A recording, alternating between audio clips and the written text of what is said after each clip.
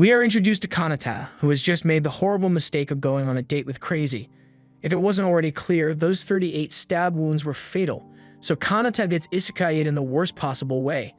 But things don't get any better for him in his next life either, as he wakes up to find this old, ugly goblin staring at him. He doesn't understand what's going on, but it seems he has been reborn as one of them, so the elder gives him a new name, Gobro. The old man then proceeds to shove a big and juicy maggot down his throat for that bonus protein. And since Gobro is a baby, he can't speak or refuse anything. By day 2, he woke up to find himself surrounded by tons of ugly green babies, and he is faced with the reality that he is just as ugly as them. He comes to terms with the fact that he died and was reborn as this weak and helpless baby, so he spends the rest of the day crying over the loss of his beautiful human face. By day 3, he realizes that goblins seem to mature way faster than humans do, but that doesn't change the fact that he is still bald though.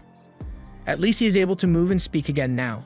So while it's not ideal, he chooses to make the best of the new life he has been given and heads out to face the world. On day 4, the now mostly grown goblins meet with the elder once more as he is holding a platter of maggots for them. He tells them he is done with taking care of them since they are freeloaders, so after today, they are on their own when it comes to finding food to eat. Gobro doesn't like the idea of eating maggots willingly, but it's pure protein, so he scarfs them down regardless. Afterwards, he now has to head out into the world all on his own, and as he exits the cave, he finds a beautiful world with unfamiliar plants and animals all around. One other goblin that had followed him is scared to be outside for the first time ever, so Gobro tries to reassure him by saying it's his first time seeing this place as well. The other goblin is Gobakichi, and although he is not very smart, Gobro decided to team up with him for one very important reason. He got the bulk genetics, so he's going to be helpful in hunting for food. They find a rabbit in the forest, so Gobro sends Gobakichi to attack it from the front. The rabbit runs away from him, but this was all part of the plan as Gobro had set himself up in a nearby tree, so as soon as the rabbit got within range, he leaps down from the tree and snaps the bunny's spine with that stick. This hunting strategy is really effective, but after the bunny has been caught, Gobakichi started getting a little greedy over the bunny, so Gobro had to smack some sense into him so he knows who's in charge here. After giving him a good dose of domestic abuse, Gobro begins prepping the bunny so it can be ready for their dinner. He snaps the rabbit's corn off, and after inspecting it, he figures he should be able to make a decent weapon out of this thing. Just then, he sees a notification in his head, and he doesn't know what to make of it since the elder never gave a tutorial on this. But his thoughts are cut off as Gobakichi has recovered and is salivating for his share of meat. Gobro conceives and pulls out the meat, which Gobakichi proceeds to gobble up with gratitude.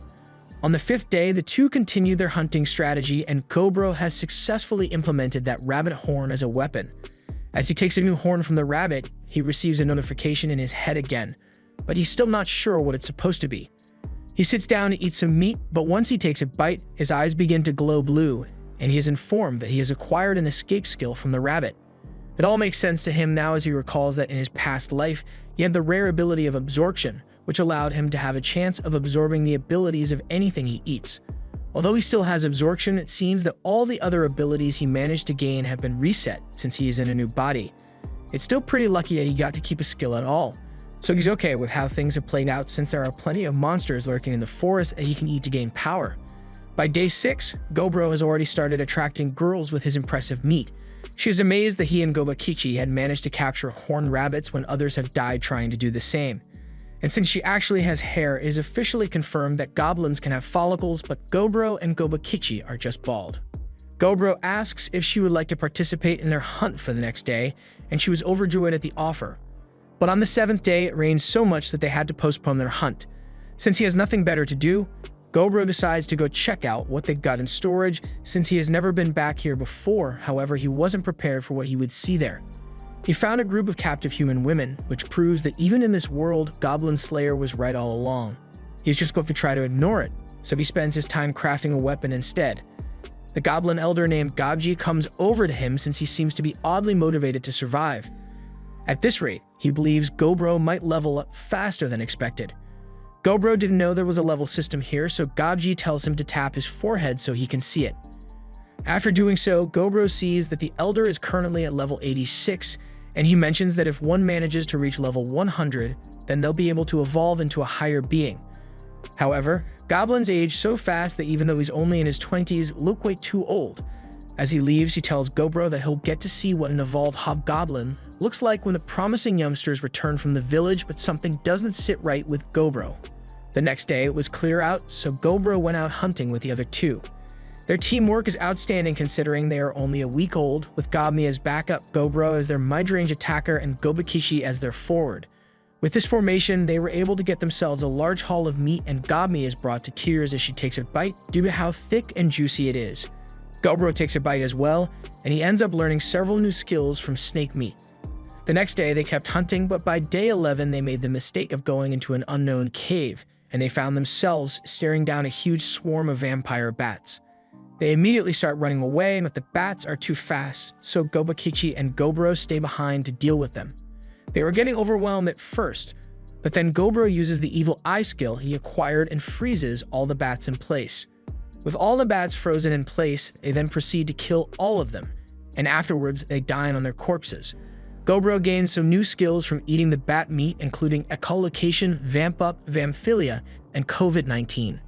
As they continue to eat like kings, they are watched by some of the other goblins, who are starving since they are too dumb to successfully hunt on their own.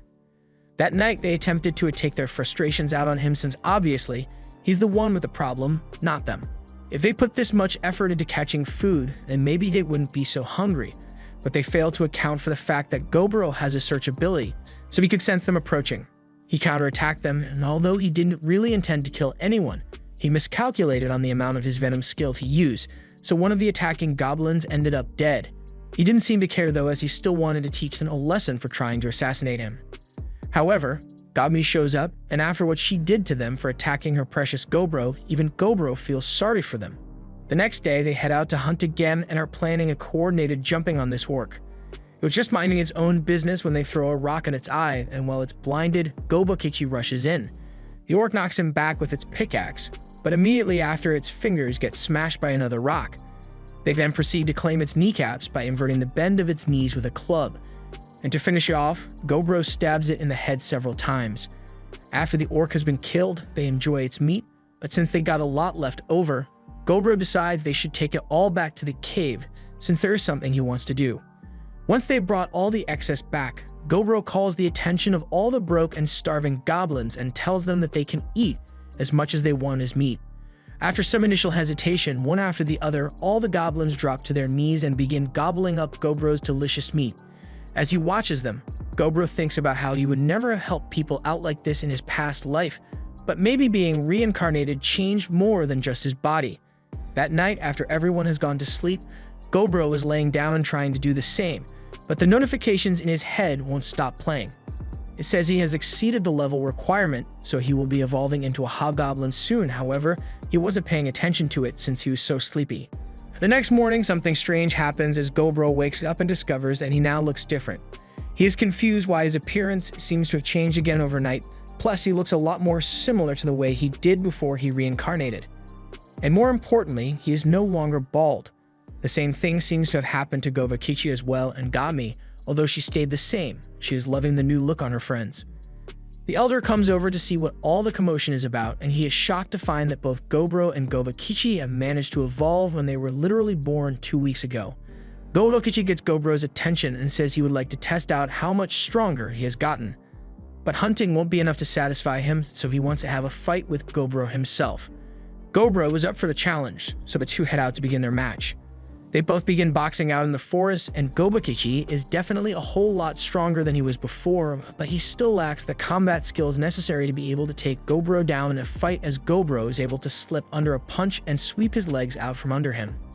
Gobakichi admits defeat and praises Gobro for being so strong, but Gobro gives him credit as well, since when it comes to power, Gobakichi is stronger than anyone else here.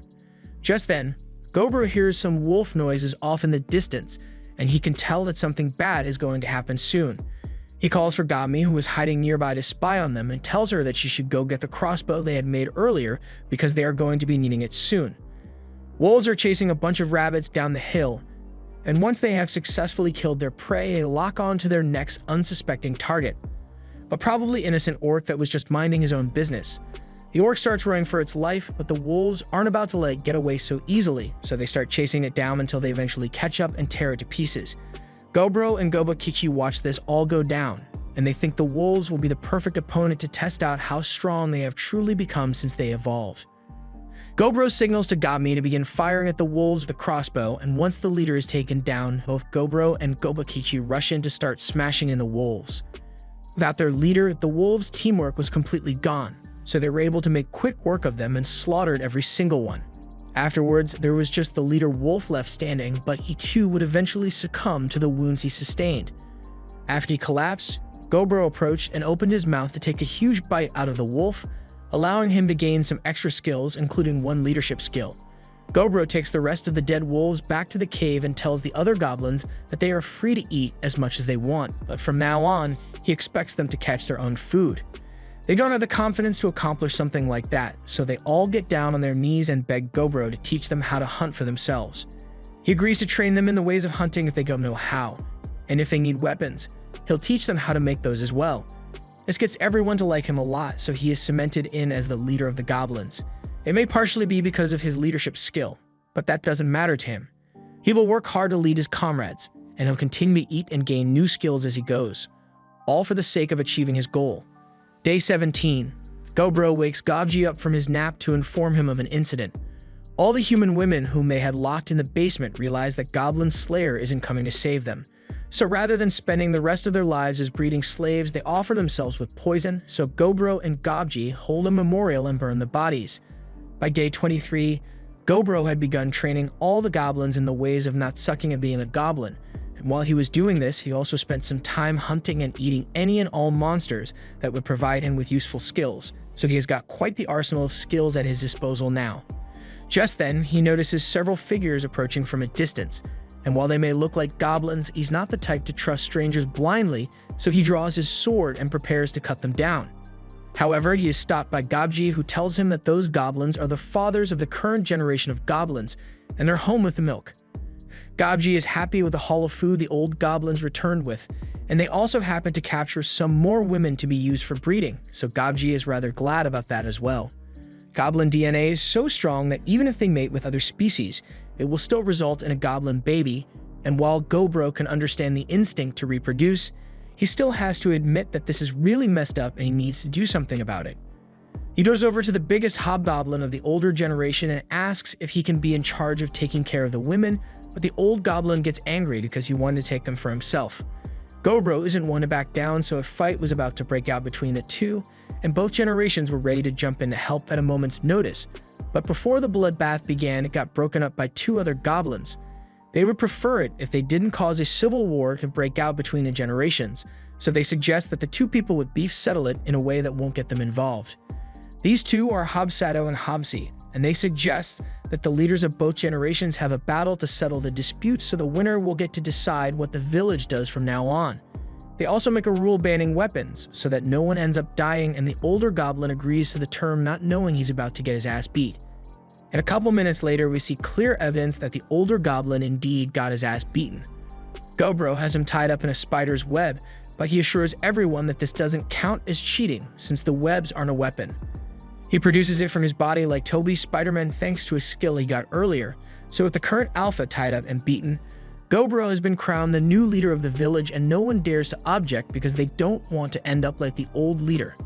Later, Gobro goes and tells the captured women that he has instructed all the goblins not to lay a hand on them, and he won't be touching them either, so they have nothing to worry about. He'll make sure they are well taken care of, and eventually he'll see to it that they are sent back to a human village. The girls are relieved to hear that they will be alright, but there has to be some kind of catch to a deal like this, so one asks Gobro what he wants them to do in exchange for their freedom. Gobro does feel bad for them, but that's not the only reason he chose to help them out. He has no other way to get any information on the matter, so he tells them that all he wants is to learn about the human world here. So after talking with them for a bit, he finds out that these women were part of a traveling merchant group, but when they were attacked by the goblins, all their men were slaughtered, and these 5 were the only ones who survived the attack, only to be captured and brought here. They start to cry after being forced to relive the tragedy they went through, but it's not like Gobro can say, "Sorry, my people wiped out your friends and family," so he just gets up and walks away. A couple days pass, and the women seem to be more cheerful regarding their current situation, but it's probably just their way of coping. From the time he has spent with them, he has learned that humans in this world don't evolve the same way monsters do, but in exchange, they are able to take on multiple jobs. The red-haired one seems to be a rookie adventurer as far as Gobro can tell, but she's pretty weak as far as warriors go, so he may have her join the goblins in training later. Speaking of training, Gobro made all the older goblins join in on the training as well, and it doesn't matter how old they are. If they get pissy with him, he's going to smack some sense into them. For the next few days, Gobro focused on group exercises so that he could teach all the goblins the new rules he had set for them, and you can tell the former leader is not happy about it, but he can't go against Gobro's decisions anymore. On the 31st day, it was rainy, so everyone stayed inside. Everything was perfectly normal, but then Gobro's detection skill alerted him to some goblins heading towards the human women, and he knows what that means. The former leader has gathered a couple of his buddies, and they were planning to have some fun with the humans, but Gobro shows up behind them, and he distinctly remembers spending a couple days going over the rules with them. But it looks like some people never learn, so he's going to have to teach the old man another lesson. The women wake up to the sound of Gobro killing one of the insubordinate goblins, and they are obviously scared. The other goblins had heard the commotion and rushed in to see what happened, so Gobro asks Gobmi to help him drive all the goblins he tied up outside and to tell everyone to gather around because there's something he wants to show them. That night in the pouring rain, Gobro proceeded to beat the rule-breaking goblins to death, leaving the former leader to suffer the worst fate as Gobro's personal punching bag until he was just barely alive, only to be left out in the rain to die a slow and painful death. With this, Gobro asks if everyone understands the rules and what will happen if they break the rules, and no one dares to say a word. The next day, it's back to the regular hunting, and the group is up against a trekhorn with scales that make it almost really difficult to pierce. The trekhorn charges at Gobro, but he uses his spider silk to trap it in place, and with it immobilized, both he and Gobakichi were able to target its weak points and kill it fairly easily. After it has been defeated, Gobro and the others eat the meat, and he gains several new skills, one of which is a skill called Triple Strike, and even though he is doing it himself, Gobro still has no idea how the extra 2 strikes are being generated, but he's not going to question it. That night, while Gobro was in bed, the red-haired human came up to him and just climbed into bed with him. Nothing unholy took place that night because she was probably still just scared from what had happened the previous night, so Gobro let her sleep in his bed. However, by morning time, Gami had gotten jealous, so she climbed into Gobro's bed as well. In other news, the goblin Gobro had assigned to be carrying all the equipment managed to evolve as well due to all the manual labor, so she is now relevant to the plot as well. The training of the goblins has been divided into different units, with Gobakichi handling the armored units, Gobmi handling the ranged units, and Hobsato handling the regular fighters. And now that Gob has evolved, she handles the training of the support goblins. Meanwhile, Hobse is busy doing absolutely nothing because she is the only mage among the goblins, meaning there's no one for her to train. Gobro decided to leave the training of the goblins to the appointed captains while he heads deep into the forest to hunt some strong prey. While there, he spots another trekhorn in the distance, and since he has the element of surprise, he decides to try using a magic skill he had acquired previously, casting Phase 1 Demise Magic. And once his attack hits, the trekhorn that they had had so much trouble defeating earlier was easily destroyed in a split second. That landslide victory may have made him a little too overconfident because he then decided further north into the forest, but only once he had gone in really deep did he remember what Gobji had told him a couple days after he was born last month. He was explicitly warned never to go into the northern part of the forest, because in there lives a crimson creature called the Red Bear, and now he has come face to face with said Red Bear due to his carelessness.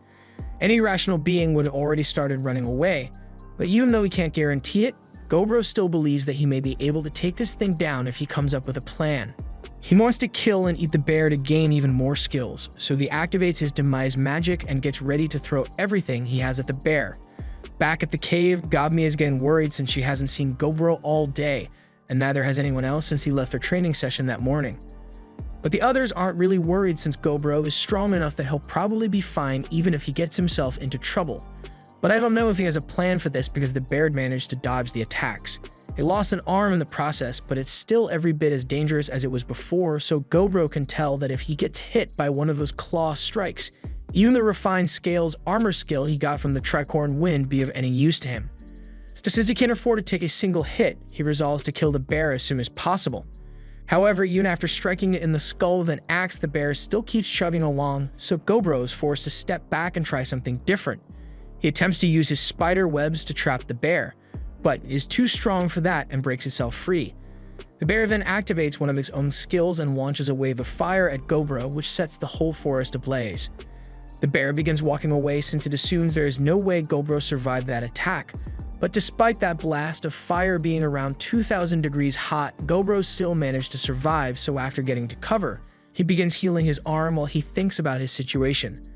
He has never heard of such a thing as a fire-breathing bear before, so it looks like in order to take this thing down, he is going to have to be willing to take some amount of damage.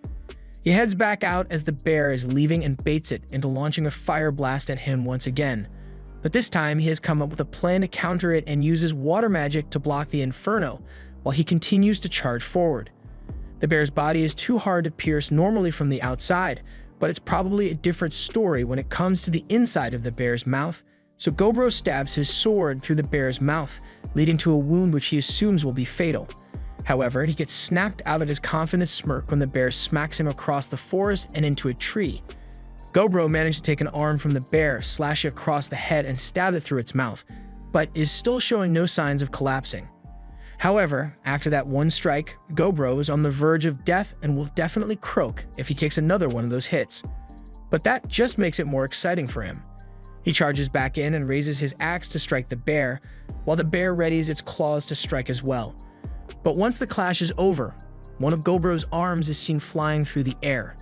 The bear had indeed managed to rip his arm off, but at the end of the day, Gobro was still alive, even if he is barely a step above passing out dead. He grabs the bear claw that is impaling him and takes a bite out of it, gaining 2 new abilities, but he succumbs to his wounds and passes out afterward. He then receives a notification that the level requirements have been reached, so he is allowed to evolve into a rare ogre class, which he immediately accepts. After some time, he wakes up and finds he has evolved yet again. His hand is regenerating. Thus, when he returns to the other goblins, they are all in shock by how he has become. Gabi scolds him for being away and making them worry. She tries to leg kick him, but our boy stands there and takes it like a man while Gabi drops to the floor screaming in pain. Since Gobro became an ogre, Gabi had been following him around non-stop, but before he addresses that, he wants to get himself a change of clothes.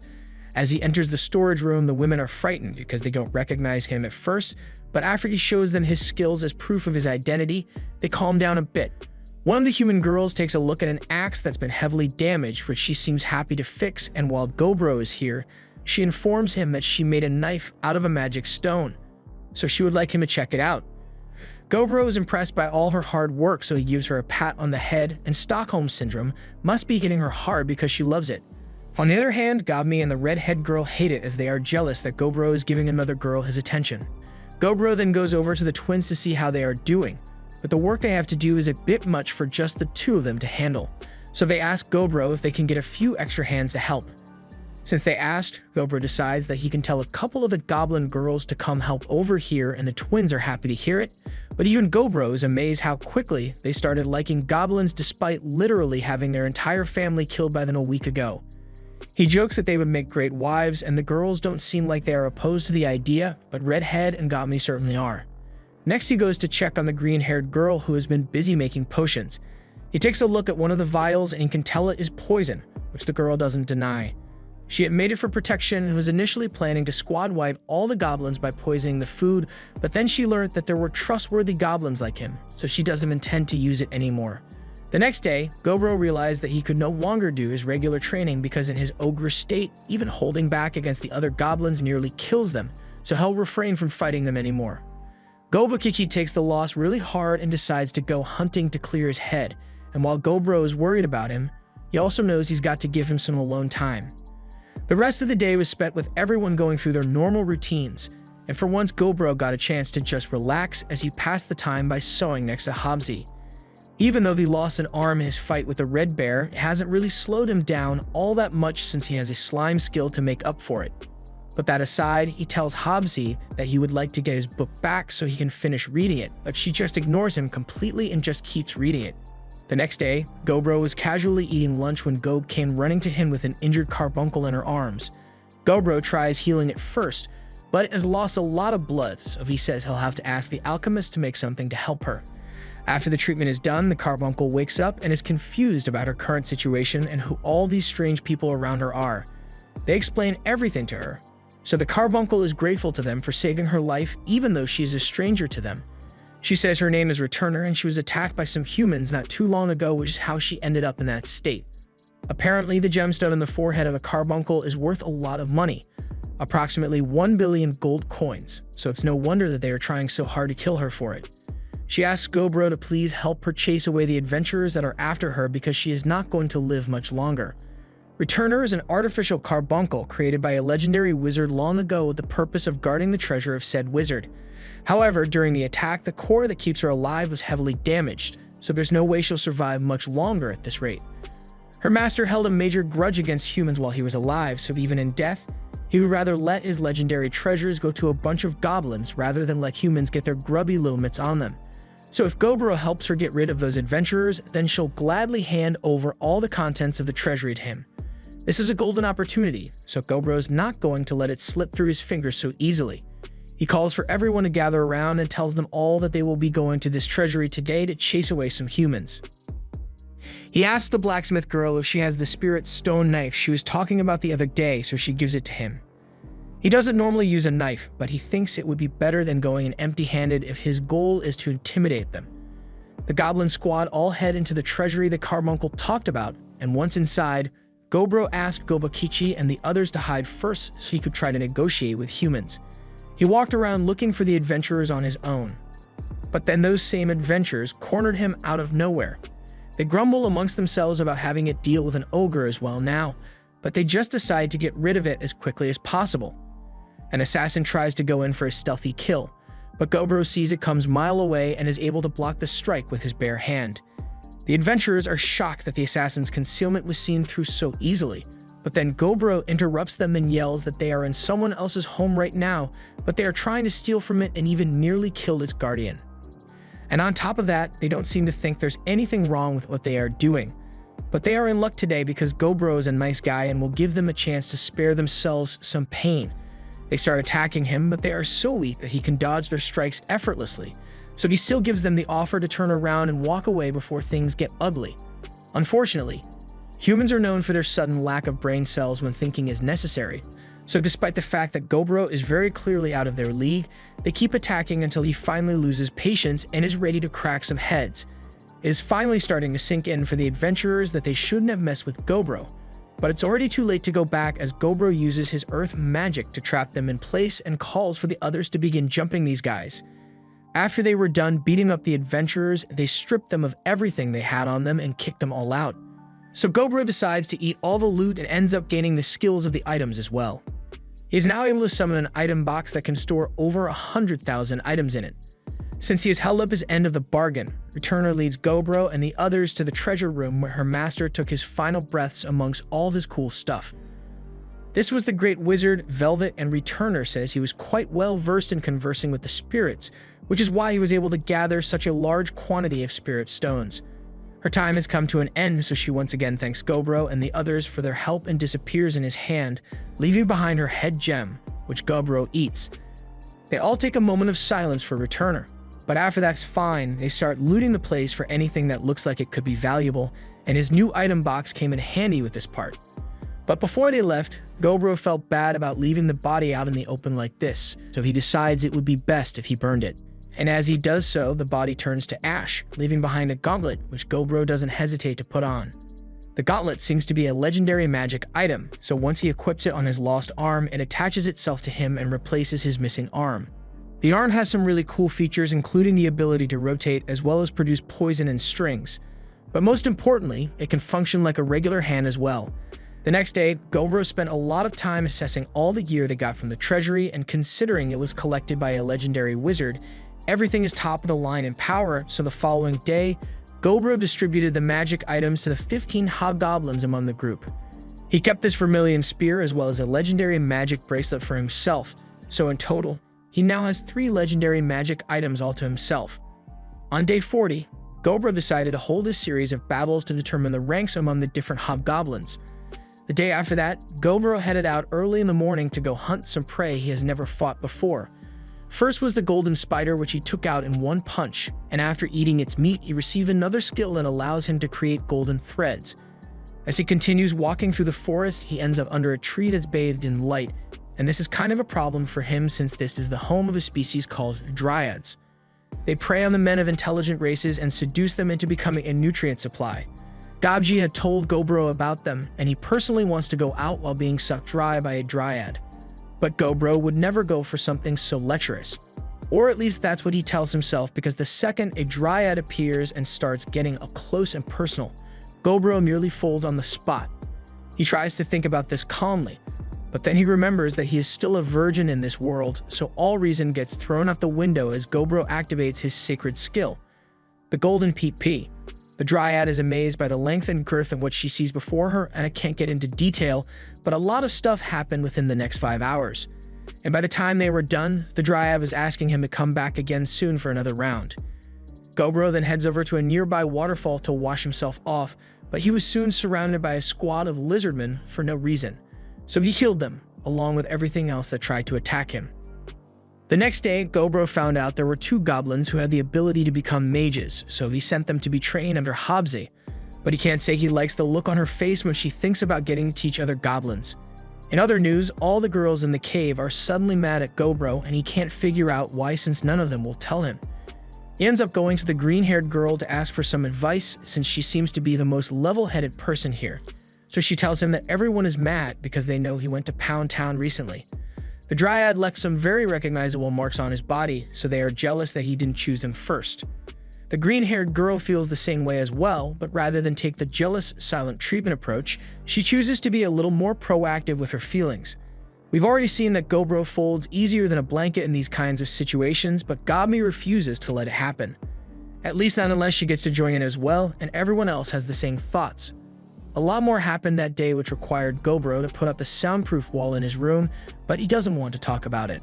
The next morning, Gobro's detection skill alerts him to the approach of some enemies, and thanks to his skill improving, he is now able to identify the race and general strength of an opponent.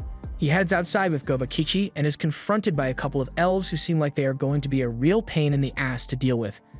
They have a proposal to make, but the elves are being really high and mighty about it considering the proposal is them asking for help. The elves' territory is about to be attacked by humans who wish to steal their treasure, so he wants to have the goblins fight to help defend against the attack.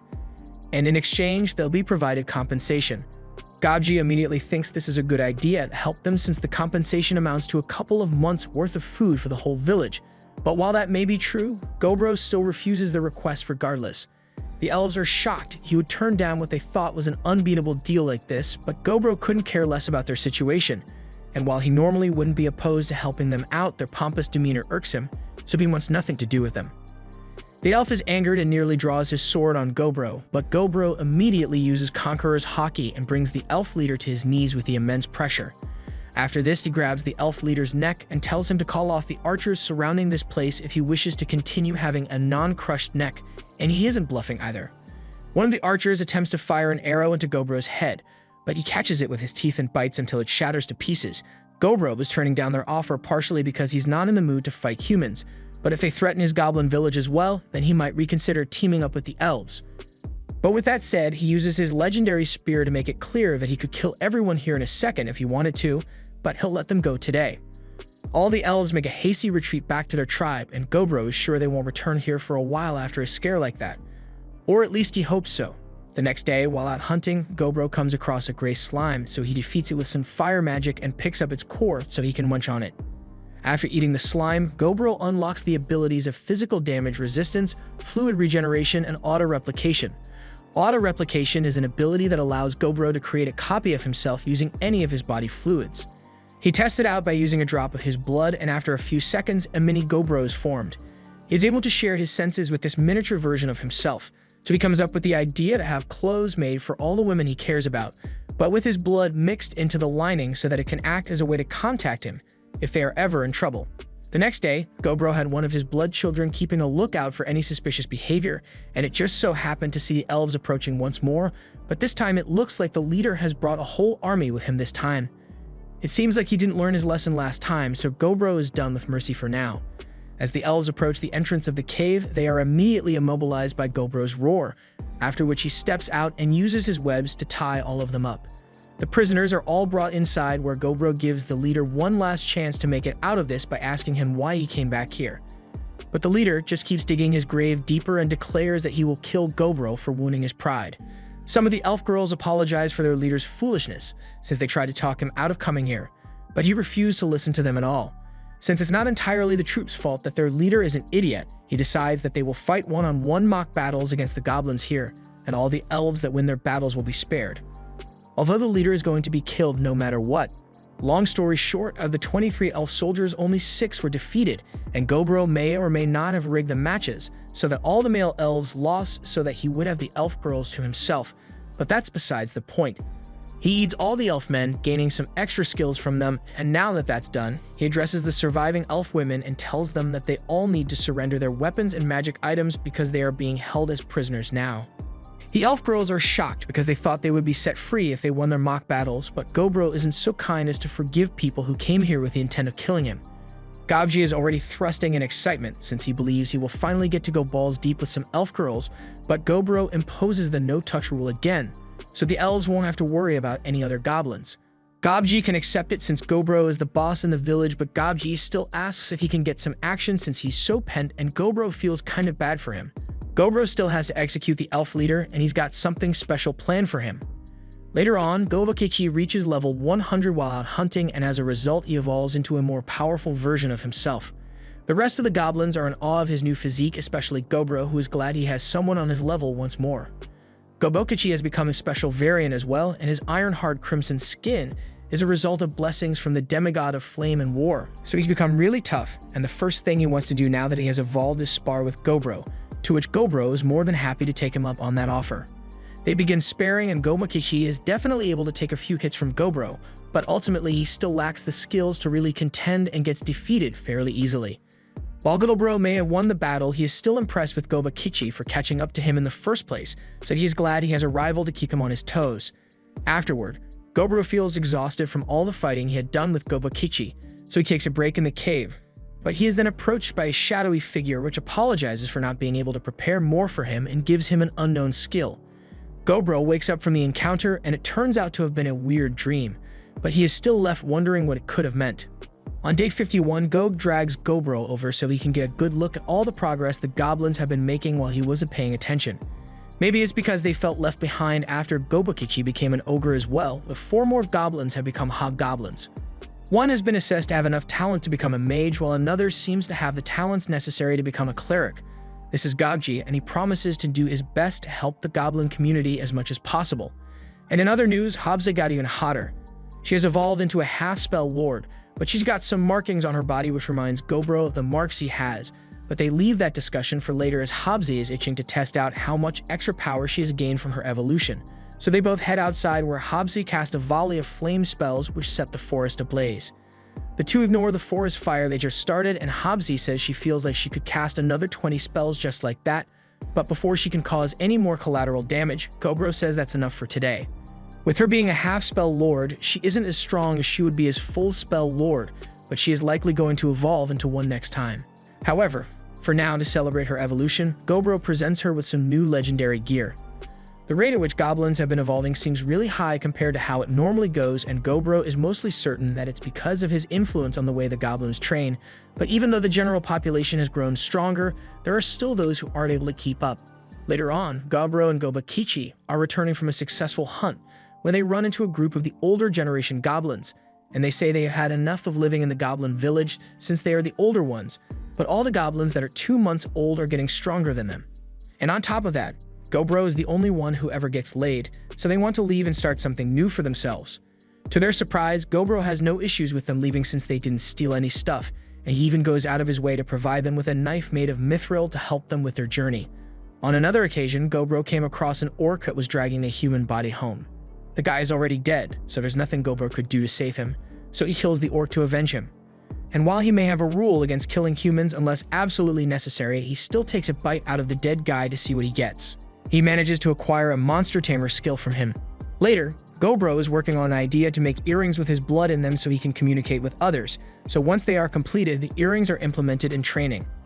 Gobro talks to Gobmi through the earring, and she is amazed that she can actually hear him loud and clear. So with confirmation that the idea works, he made enough for all the goblins to use.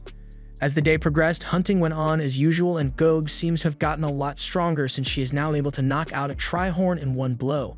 Since it is still in one piece, Gobro thinks this is a perfect subject to try out his new Monster Tamer skill on, and once he's done, the Trihorn is made into a loyal pet for Gami.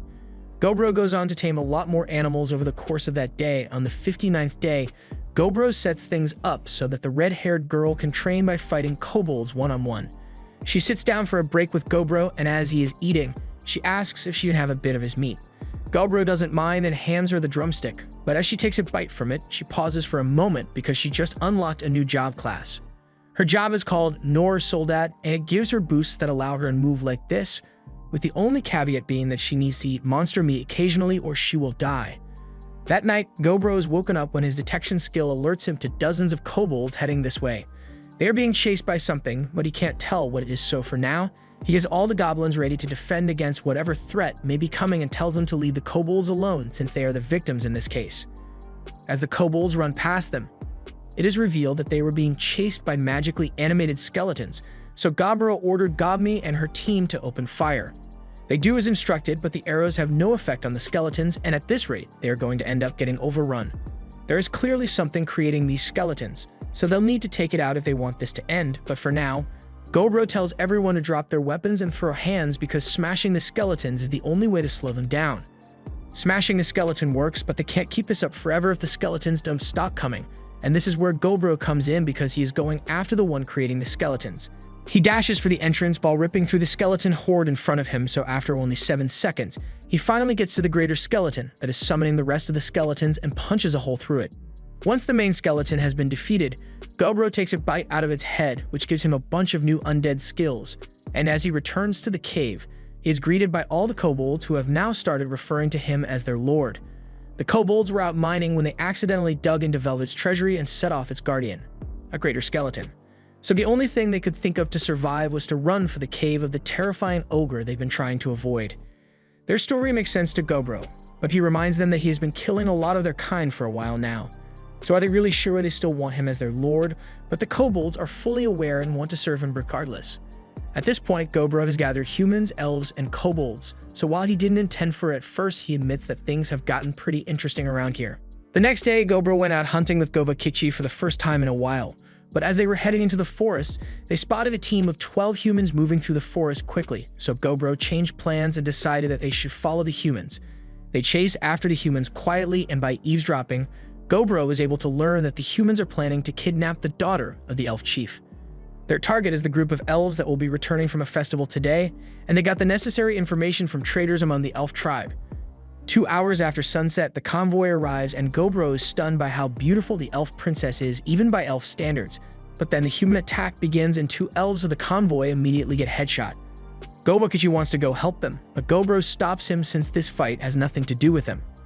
The humans then proceed to take the elves down, and when they finally grab the princess, Gobro changes his mind and decides to save them. But totally not because he sees a chance to add a new member to his harem. After taking down the humans, Gobro and Govakichi grab all the bodies of the survivors and carry them back to the cave, where one of the captured humans confesses everything he knows so that Gobro will spare him. Apparently, the war with the elves is going to begin within 20 days, but while that information was definitely useful, the soldier is unfortunately a man, so he isn't eligible for the harem. In unrelated news, Gobro gains the skills of several soldiers, and then he turns to Elf Princess who had just woken up. She is scared the first time she sees Gobro, and she seems to be a bit different from the other elves since she has wings. She is confused about everything that happened, so he tries to calm her down by saying he won't hurt her, but she was more concerned about getting back shots from him. After Gobro clears up the misunderstanding, he sits down and has some tea with the princess. But she is pissed that Gobro just hid in the bushes and watched her men get killed before deciding to do anything. It's reasonable for her to be angry about his actions, but then again, Gobro does not care.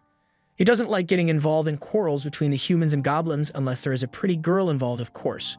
Besides, if she's got time to be crying over her dead men, then she would be better off using it to find the traitors among her people who ratted out her location. The news that some of her people may be traitors only makes her cry even more, so Gobro tells her to get some rest for tonight, and in the morning, they'll escort her back to her tribe. On a side note, Gobje is still as down bad as before, but Gobro won't let him go anywhere near the elf princess. The next morning, Gobro leaves early to escort the princess back to the elf tribe, And while they are walking, he asks about her wings and is told that they are something that only high elves have. This is an evolved version of an elf who is able to fly with the wings, although the princess says the wings are usually hidden within their bodies, so outsiders don't see them often. After that, they continue walking for another 3 hours until they finally reach the elf village, but they are immediately held at arrow point by dozens of elves in the trees. And these guys aren't messy around because their arrows are made of mithril and would be a serious threat to Gobro, although he could probably handle a couple of shots. The elf princess steps up and tells the archers to back off since Gobro and Gobakichi are the ones who saved her. The archers are confused, but eventually Gobro and Gobakichi are allowed to meet with the village chief. The chief thanks Gobro for saving his daughter since she is the most important thing to him, but Gobro cuts straight to the chase and says he didn't save her out of kindness or anything, he wants a reward. The village chief believes it is fitting to reward the man who returned his daughter to him safely, so he calls for an attendant to bring over a magic item. The item is called Failna, and it is an heirloom of the elf family, so the princess asks if he is sure he really wants to give that up, but he believes it is decent compensation for the service Gobro has done him. Gobro is glad to see that the elf chief isn't a cheapskate when it comes to things that matter, so he tells the chief that he has some information that may be useful regarding the upcoming war with the humans. Upon hearing this, the chief realizes that this may be a mutually beneficial relationship he is going with Gobro, and as additional compensation, Gobro is given some mithril materials, some weapons, and 2 shovels, which probably do something special. After the deal was made, the chief says he has something he wants to ask Gobro about. It has been a long time since the elite troop of elves went out and he hasn't heard back from them, so he was wondering if Gobro knew anything about that. Gobro knows who the chief is referring to, but since he already killed and eaten most of the team, he nervously laughs while denying any involvement with them. The chief has no reason to believe Gobro is lying, so he accepts what he says, but before they leave, he gives Gobro an extra gift. Several barrels of alcohol, and that was all Gobro needed to be willing to help them out if they are ever in trouble again. Back at the cave, Gobro is really enjoying the alcohol, so he intends to do everything in his power to stay on friendly terms with the elves. And the others are glad to see that he is happy, but Gobmi feels something off about herself today. By the next morning, Gobro gets out of bed and he tries waking Gobmi up, but he finds that she has evolved into a damper overnight. So after getting herself a new change of clothes, she's finally able to show off to Gobro.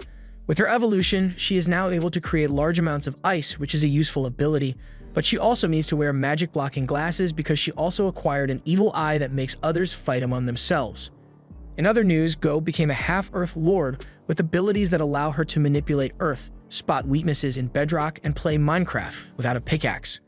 Hobseto has also evolved, but in her case, she's become a half-blood lord, and as such, she is able to control blood and use it as a weapon.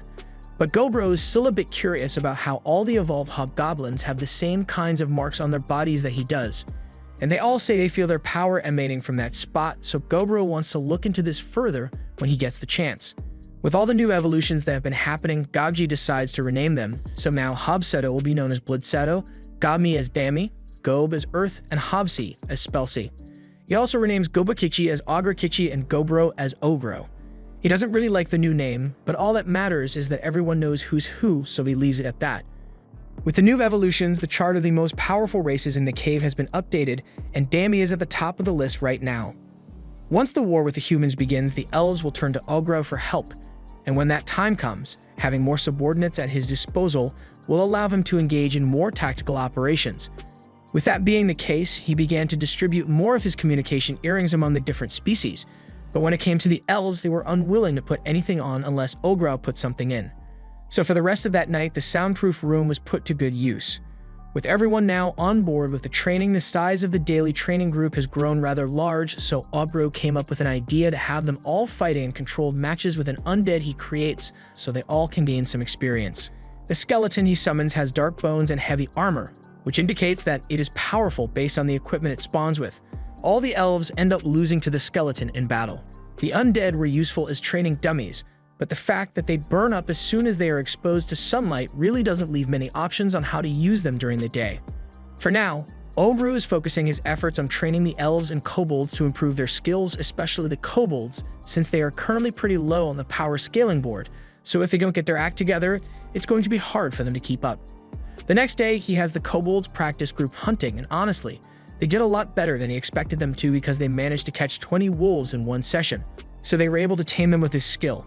After returning to the cave, Obru was pleasantly surprised to find that his axe that was damaged in the fight against the Red Bear has been upgraded. The entire thing has been modified with all kinds of mithril alloys and spirit stones, so Ogru is really impressed with her work.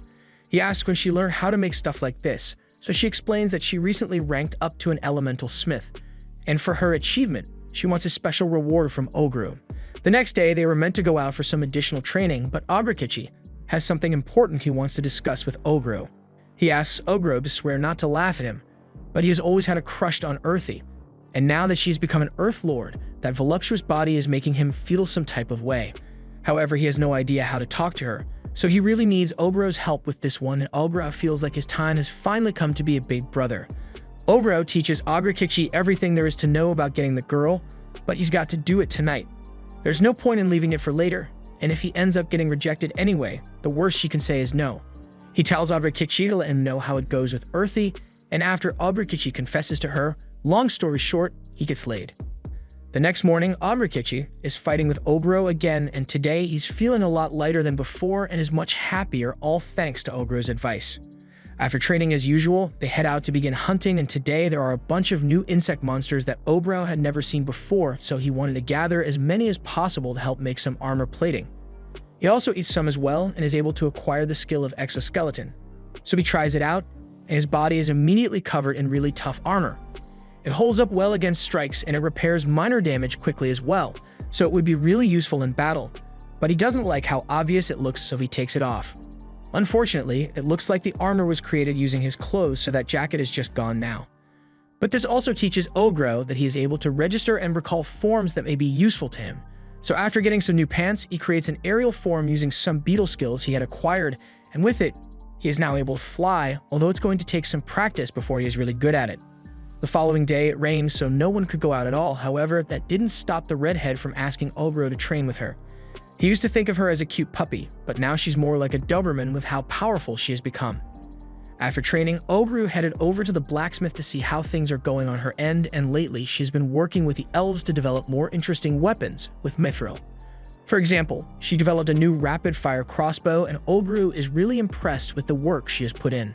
After that, he went to go check on the chef sisters, and their skills have improved as well, so Obru attempts to get them to recreate some foods from his past life like potato chips, and the sisters are more than happy to try anything he suggests.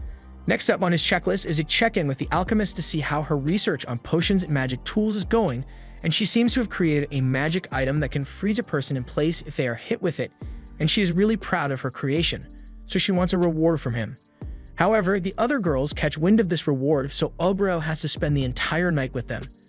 The next day, Obro gets called because there are some strange elves at the entrance to the cave, so he heads out and meets this elf who asks to have a chat with him.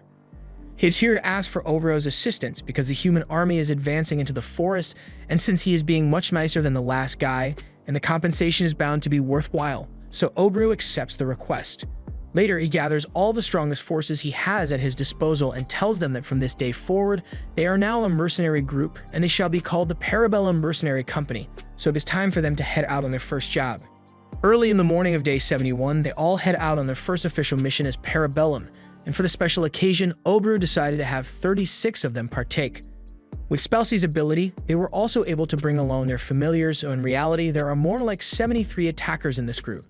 The reason they made their move so early in the morning is because one of Obro's blood scouts managed to locate a human army encampment, so that will be their primary target for today.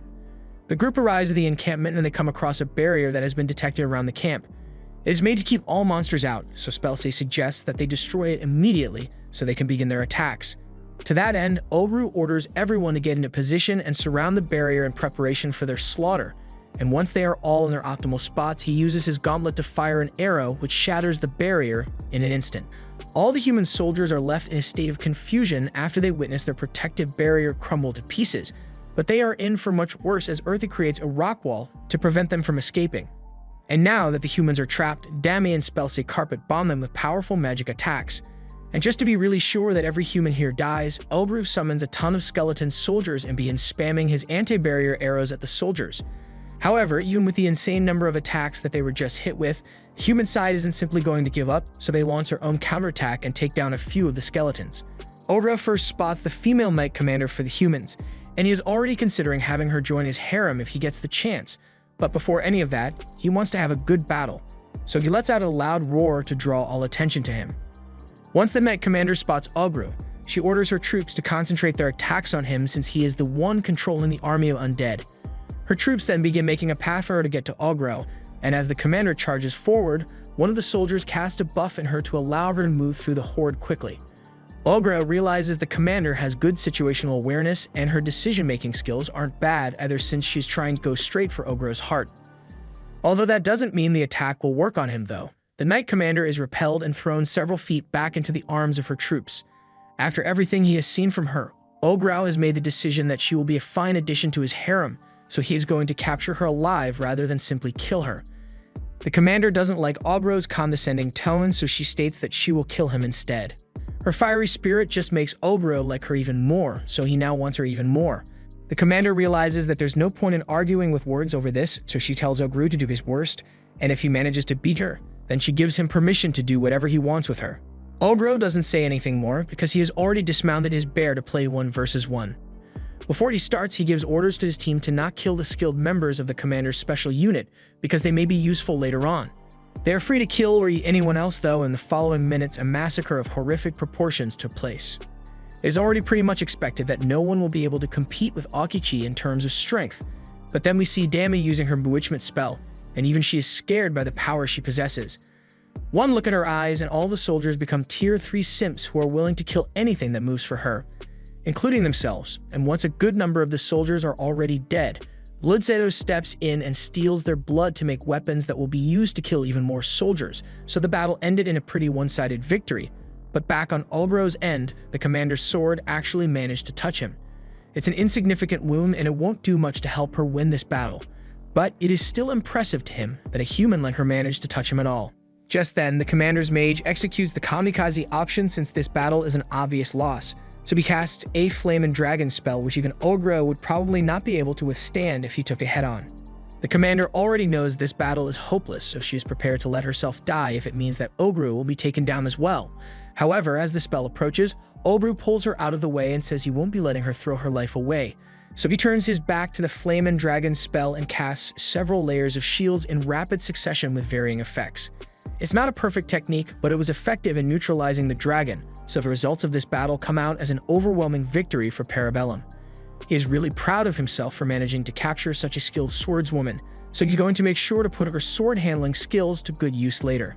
Since they are done here, Ogru calls for everyone to get ready so they can head back to their cave, but not before Ogru has eaten all the human corpses and gained a ton of their skills. A while later, the elf chief shows up at Ogru's cave with the wine Ogru loves so much, and a party was held between the elves and goblins to celebrate the halting of the human army. Since his own troops were late to respond to the human forces, the chief decided it would be fitting to bring alcohol, so they can at least celebrate the victory. Ogru has no complaints since he gets to drink even more savory wine, but while the party was still going on, he went to the back of the cave to see how his prisoners are holding up.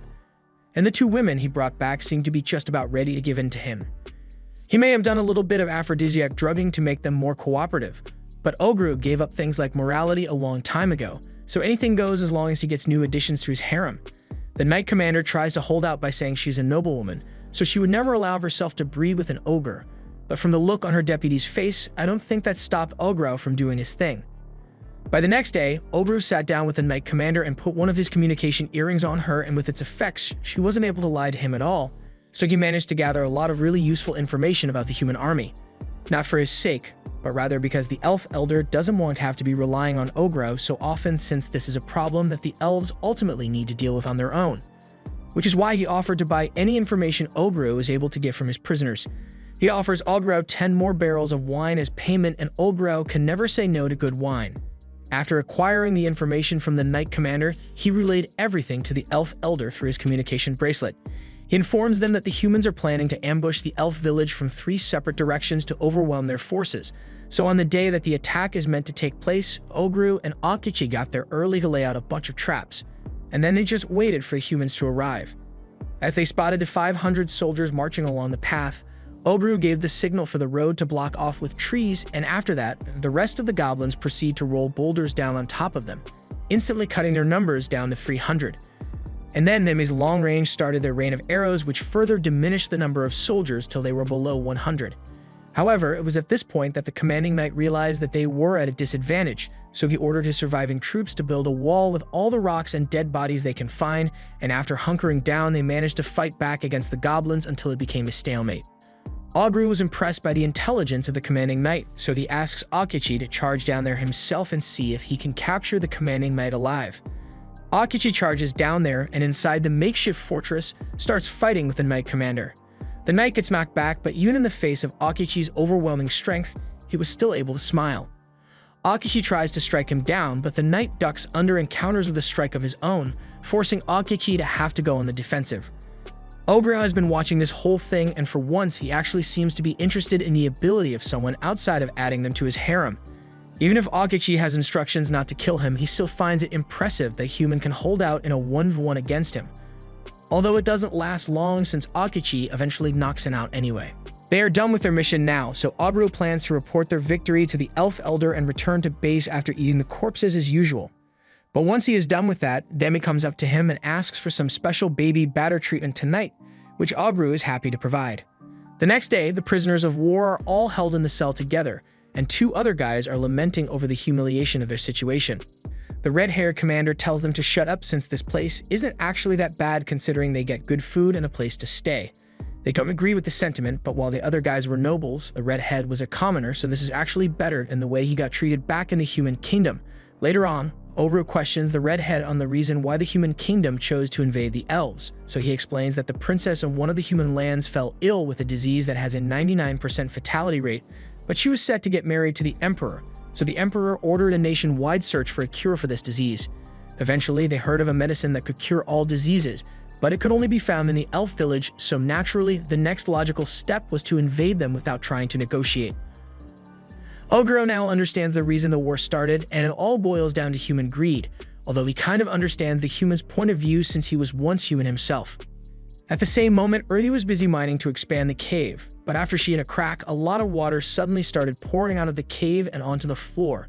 Everyone rushes in to check on her and see if she's hurt, but it turns out they just hit a pocket of water in the caves, and Ogro knows exactly what to do with it. After a few short hours of work, Ogro has completed construction on the first ever Goblin cave bathhouse, and immediately after it is complete, everyone takes a break to have a soak inside the relaxing bath.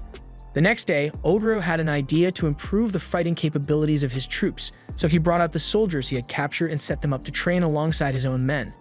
This way, those who are less experienced should be able to learn a lot quicker by watching how an actual trained soldier would perform the task.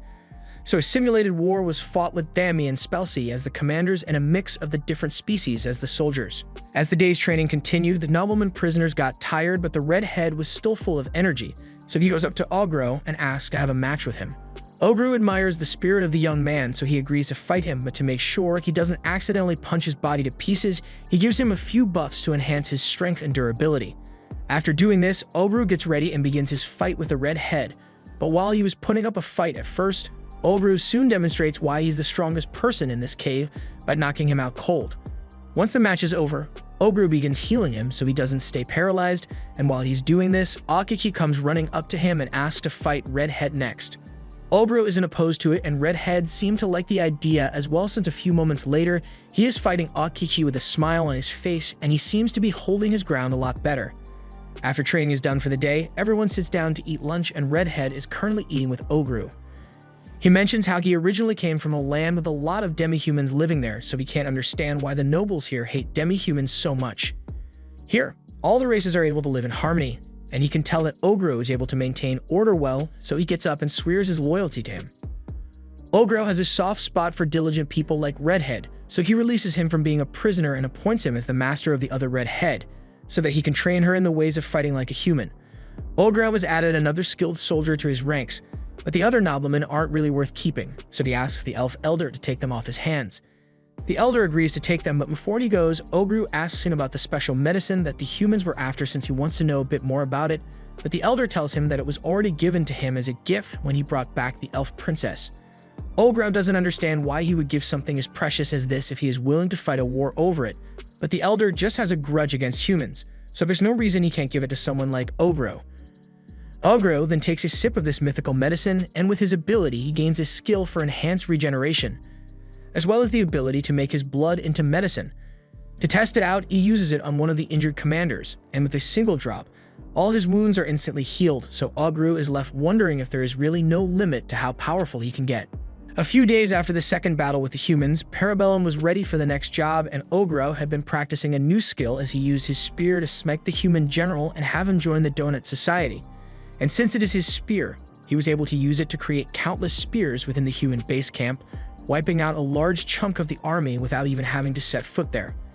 And with most of the army already killed, it becomes quick work for the others to finish off the remaining soldiers, and once the bodies have been piled high, Obru uses his slime ability to cover a wide area and begin to dissolve the corpses all at once. After today's overwhelming victory, Obru was invited to celebrate with the elf village chief, so he heads over to the village along with the redhead and the female knight. But considering that a war is currently being fought with humans, the elves of the village don't take too kindly to having humans in their village. Redhead asks if it's really okay for them to be here with the current situation, but Ogro tells them not to be bothered since the village elder is a much more understanding man than the guys outside, so he won't have a problem with them. Just then, the village elder and his daughter come out and with some wine so the celebration can commence. They all sit together and the elder thanks Ogro for his help since it's all because of him that the human armies have been really cornered lately, but prolonging this war will bring him no satisfaction. So he wants to end things quickly by sending his best unit out to finish off the last of the human army. Ogru agrees to do as the village elder wants, so he begins returning home along with the female knight in order to finalize the plans of attack against the humans, but along the way the female knight says she has something she needs to tell him. She has devoted herself to Ogro, but she also has a duty to the kingdom, so she asks that Ogro send some of the medicine he acquired from the elves to the kingdom in order for them to cure the princess of her illness. Ogro doesn't think it's a bad idea since it would stop the humans from having to fight the elves and would also get him in their good graces in case he ever needs backup in the future, but there's only one problem with her plan. The main religion of this world, the 5 great grand gods who give blessings so powerful that it could lead to all kinds of problems.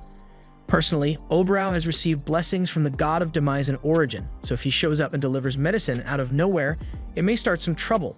But then Ogro realizes that he can use that to his advantage anyway, so he says he'll consider the female knight's proposal. That night, the next target was set to be the human army's main base, which consisted of about 2,000 soldiers, and when compared to the size of their 650 soldiers, it is clear that they would lose in a head-on clash without a plan, especially with the information Ogro received about the humans having gotten back up from the people known as the heroes.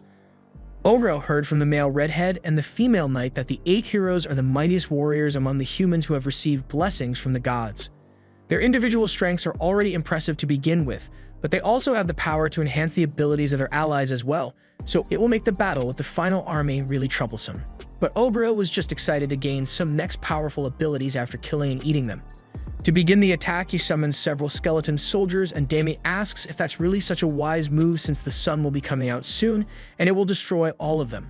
Ogru acknowledges her concerns, but he has made some modifications to the skeletons so they'll be able to serve their purpose. In the meantime, he's going to leave clearing out the soldiers around them to Akichi, while he will strike at the center alongside the skeletons. From the darkness, the army of skeletons emerges and descends upon the humans, and they are forced into an all-out clash with them. The humans do their best to just hold out until sunrise since they know the skeletons will be weakened by sunlight, but once the sun has risen and some of the skeletons begin to get destroyed, Ogru's modifications kick in and the skeletons are coated in Ogru's slime to prevent them from burning up. This puts the army in a bad position, and once they are sufficiently weakened, Ogru takes over and is ready to take out the remaining soldiers by himself. Meanwhile, the hero that got called in is being escorted to the base camp, and he's a little pissed that his vacation got interrupted by a war over a bottle of medicine, but he is at least glad that he gets to do something interesting since he has seen Ogro and he looks really strong. After Ogro finished charging up his move, he was able to use a mixture of blood and water to slash up all the soldiers in the area, but once that was done, he was feeling a bit hungry, so he took a break to eat one of the animal corpses. While he was eating, the hero calls out to him and politely asks if he can fight Ogro next if he's got some spare time. Ogru recognizes him from his appearance, and the bug hero Filippo is happy that he is famous enough to have been recognized, but he doesn't like the bug part of his title since it makes it sound like he is an actual bug, and it pisses him off. But does look like a bug though. The compound eyes on his face are proof of his blessing from the enchantress god, and Filippo is impressed that Ogro could tell that much just from looking at him, and he realizes that Ogro must be the same ogre that has been eradicating all the human armies lately. He isn't happy because all his vacation time was ruined because of it, but while he's throwing a tantrum, Ogru realizes that while Filippo may act like a child, he has a ton of battle experience based on the pressure he's emitting. Filippo mentions that he knows Ogru must have received a blessing from the gods as well, so he asks Ogru to tell him what kind it is. Ogru doesn't really want to divulge any secrets, so Filippo moves on and shows him some bugs he created through the use of his blessing and some necromancy. And after splashing it all over a bunch of the corpses, they begin to move.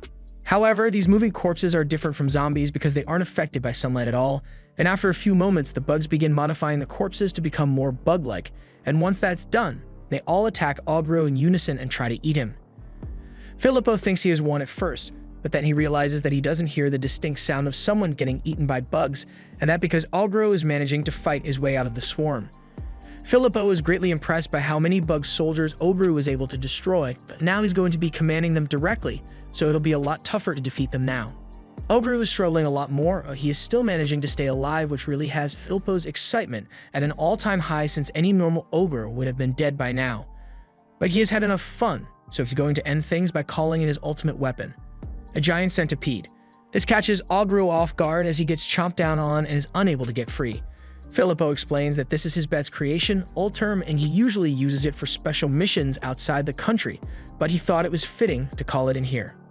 Right now, Ogru is being injected with tons of venom from the centipede, and normally even a little bit is enough to kill almost anything, so it is really impressive that he is still alive.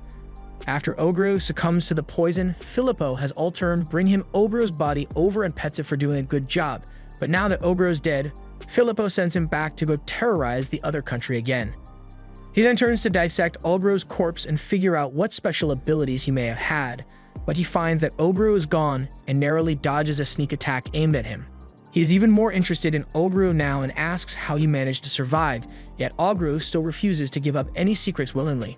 Filippo is a little disappointed that he can't use Ulterm again since it has already gone to the next country over, but he still has other special techniques that he can use to fight Ogru. But first, he wants to introduce himself properly. Unfortunately, Ogru doesn't give a damn about who he is and immediately starts blasting lightning at him so he can end this fight quickly. Ogru tries to slash his head open with his axe, but Filippo manages to stop it, and he is getting pretty frustrated with Ogru being so impatient because it forced him to skip to secret technique number 2 without explaining it at all. But since things have turned out like this, he's just going to go all out. He uses his tentacles to stab his puppets, and in doing so, he absorbs all their traits into his body, thereby transforming into a fully armored bug warrior, and Ogru is starting to get interested in him as well. He counters Filippo's attack and punches him into the sky, before throwing a lightning bolt which Filippo manages to dodge. He can't believe Ogru is still able to keep up with him in this form even though he hasn't achieved an epic awakening yet. Ogru has never heard of this epic awakening thing, so he asks Filippo about it, but he doesn't feel like explaining anything after Ogru has been interrupting his monologues the entire fight. Ogru still wants to learn about it, so he intends to subdue Filippo and force him to spill the beans, but before that, he wants to even the playing field a bit, so he activates his own bug transformation to follow Filippo into the sky to attack him. While their fight goes on, Earthy has just finished taking out the last of the human soldiers, so their job here is done, but Thami has a bad feeling that something is wrong with Ogru, so she flies off to go look for him. Meanwhile, Ogru has just defeated Filippo, and he knows he has lost, so he intends to run away without an ounce of shame. Ogru tries to chase after him, but Filippo is able to move his bug suit to delay him a bit, and by the time Ogru has defeated it, Filippo is already long gone. Ogru is disappointed that he didn't get to finish Filippo off, but he swears that one day he will kill and eat him for sure. Just then, Thami finds him and flies into his arms, asking if he is alright, and Ogru says he is perfectly fine, so she is relieved. While Ogru was fighting Filippo, he sent one of his clones with his stealth ability to the main camp of the Empire, and he delivered the elf medicine to the commander there under the condition that the war on the elves be stopped immediately. And the commander seems to be a smart man because he immediately calls for everyone to withdraw and send a message home. After all, they have what they came here for. The reason Ogru decided to give them what they wanted was because if he had killed the main commander, who also happened to be a candidate for future emperor, then the kingdom would have put all their forces into obliterating the elves, and he wanted to avoid that outcome as much as possible.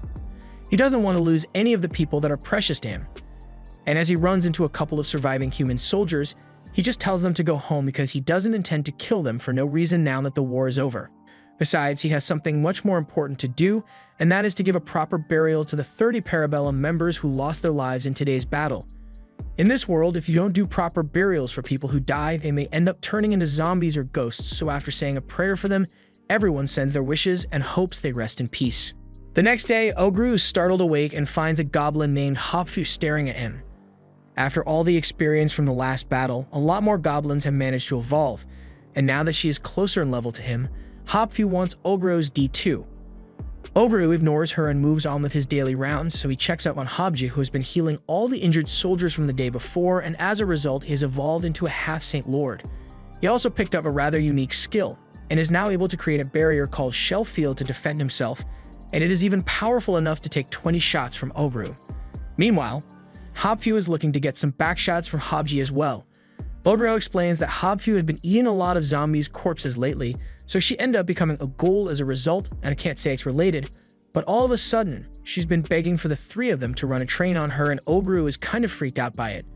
He tries to not think about it too much, but Hopfu isn't the only freaky person here, as Ogru ends up walking into the line of sight of Hob, and the eyes on her back of her neck are unsettling. She apologizes since she hasn't learned to fully control her eyes yet.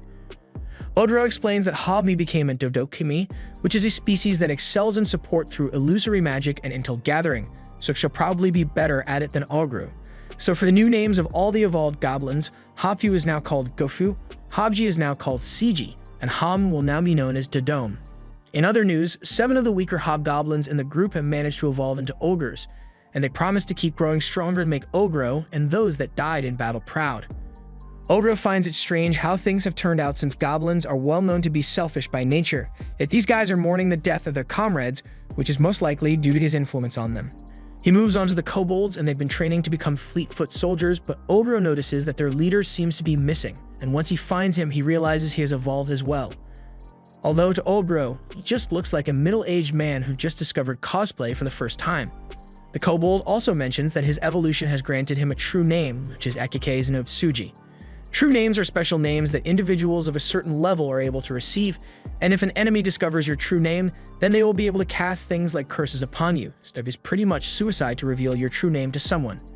However, the kobold made a point of telling Ogro his true name as a sign of his undying loyalty to him. But since his true name still needs to remain a secret, Ogro decides to call the evolved kobold Akira from now on. The next thing on Ogro's agenda is to figure out what to do with all the prisoners he has, so if he brings them all outside and announces, "You guys can leave if you want," he doesn't really care. But if they don't have anywhere to go, then they are free to join his army as provisional members.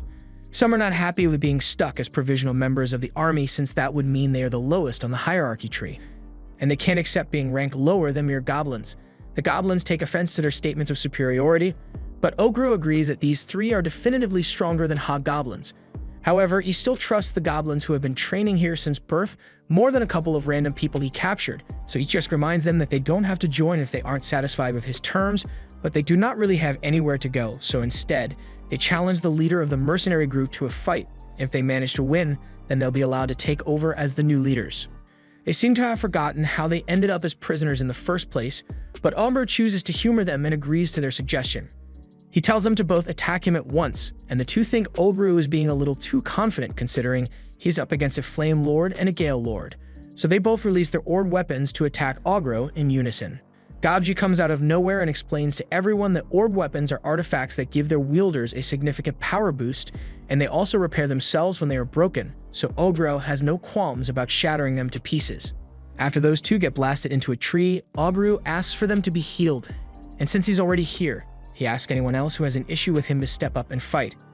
After he has beaten a couple more of the challenges, he asks for more healers to help patch them up, but while he was distracted, the one that looks like a gorilla sneak attacks him and has Ogro flying into a pile of rocks.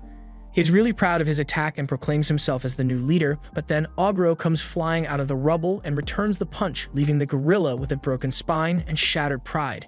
He at least praises him for having the skills to set up such a good sneak attack, but now that he has been taken care of, Ogro starts looking for the last challenger, who is a half-Thamper. He spots him, but the dude is currently trying to raise up Thami, so Ogro gets pissed and gives him a much harsher beating than all the others. Thami eventually stops him, and since Thampers heals after they drink some blood, Ogro feeds some of his own blood to the dude so he doesn't end up dying. There were a few other powerful races there, but these ones were more grateful to Ogro for releasing them from captivity, so they didn't want to challenge him. And since they were being so cooperative, he decided to give them some special treatment. Just when Ogro thought everything was settled, the damper guy comes back, but this time he tries to raise up Ogro instead because he has fallen in love with the taste of his blood. But that just makes Ogro beat him up again and leave out of annoyance. By the end of it all, there are 50 new provisional members of Parabellum, and while a lot of them are dissatisfied with their current rank, they resolve to raise their position by proving themselves in battle. Meanwhile, Ogro took some of the dwarves to the blacksmith girl to help her out with the smithing, and one dwarf compliments her on her skill, but he thinks there's still a lot she could improve on. The blacksmith girl doesn't really like the dwarves and how they see their smithing as superior, but dwarven weaponry is meant to be the best in the world, so he was hoping she could get along with them to make some mythical weaponry. Once Ogro has some free time to himself, he decides to try experimenting with a new synthesis ability he learned the other day, and it worked really well for the first time he ever used it. Next, he tries using the chaos of the dead to produce a monster, and it does work, but the legion that was produced refused to listen to Ogro's orders, so he was forced to kill it immediately. After that, he tries using synthesis again to make a brand new skill, but he sucks at skill making, so he ends up just making one that makes him take damage in sunlight. He decides then and there to give up on skill synthesis for now and lays down to rest since he is mentally exhausted. On day 85, they began renovating the cave, and in particular, Ogro wants to make the hot springs a lot nicer so he can offer it as a service to the elves, and the first step towards that will be inviting the elf chief to come test it out. A few days later, the dwarves present Ogro with their latest creation. It is a very special warhammer, which they are giving him as a sign of their loyalty to him, although we couldn't really understand most of what they were saying as they tried to explain how they made it. That afternoon, Ogro then headed out into the forest by himself, and the reason is that he is here to meet the Dryad, who is excited to see him again. She wants to get down to business immediately, but Ogro wants to discuss some important matters first. However, he gets overruled and the Dryad once again drains them balls. The following day, Ogro gathers everyone and has them all begin planting crops to meet up with the demand for food. He got the seed from Dryad after filling her with his seed, so the plants that will grow from them are meant to mature much faster and taste far better than normal plants would. Those with agriculture-oriented skills will be the ones growing them. But since this is the first time, Ogro decides to join in as well, even though he doesn't know anything about farming. Redhead finds it reassuring to know there are some things even Ogro can't do, and he likes the change of pace from his usual violent workday. The next day, a few of the provisional Parabellum members returned home, and in other news, the noble prisoners were also released, but under far worse conditions since they'd all been brainwashed by Dami. The human army had begun to withdraw from battle, so Ogro plans to send the brainwashed nobles back with them to act as spies for him in the kingdom. And since Ogro successfully put a stop to the human invasion of the elves, the village elder invites him to celebrate with them during the Lurtolf banquet. The event seems to be pretty important to elf culture, so while Ogro was glad to accept the invitation, he asks the village elder if it is really alright for him and his team to be here. The elder admits that it does go against elf customs to have relations with people outside the elf forest, but Ogro is an honored guest to them. And thanks to Ogro, he has been able to keep the elf village safe, so he is truly grateful to him. A while later, Ogro returns home and finds that Earthy has dug up the last of the spirit stones that were left to them by Velvet, so as a sign of gratitude, Ogro decides to eat the last batch, and as a result, he gains a couple of new skills. Afterwards, Ogro hunkers down to begin some heavy-duty crafting, and after fusing a ton of bones together, Ogro is able to create this thing. The others are a little confused about what it is or why Ogro would make something so creepy, but he explains that it is meant to be somewhat of a vehicle for them to get around on. They need a transportation since Ogro is going to be taking all the human girls to the nearest village, but that just makes all of them worry that Ogro intends to kick them out. Ogro doesn't want to get rid of them, but he did make a promise to return them to a human village when they first met, so he wants to stay true to his word. Even if they ultimately decide to stay here, he wants to give them to head back at least once before they make that choice. The next day, construction on the new hot springs was complete, so all the people who had been waiting for a chance to return home finally got to leave.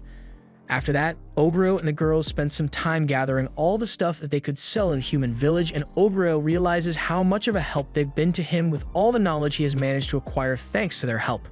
That evening, he hosted a welcoming party for all the new members of Parabellum, and the next morning, before they leave for the human village, Ogro splits everyone up into teams so they know what to do while he is gone. He has a few rules, including gathering intel before any action is taken and trying to handle any trouble they run into among themselves. He also wants them to try their best to level up by the time he gets back, but most important of all, no one should let themselves die. With that out of the way, Obru gets ready to depart to the human village, and a reminder is given so no one goes and attacks any humans for no reason. With that, they all go their separate ways, and Obru looks back on the cave he was born in a few short months ago. He has lost a lot from being reincarnated in this world, but he has gained even more here, and there's still a lot of power prey left to be discovered, and he's going to make sure he eats them all. And right now, they are headed for the garrison city of Traint. This was the end of episode 8. Thanks for watching.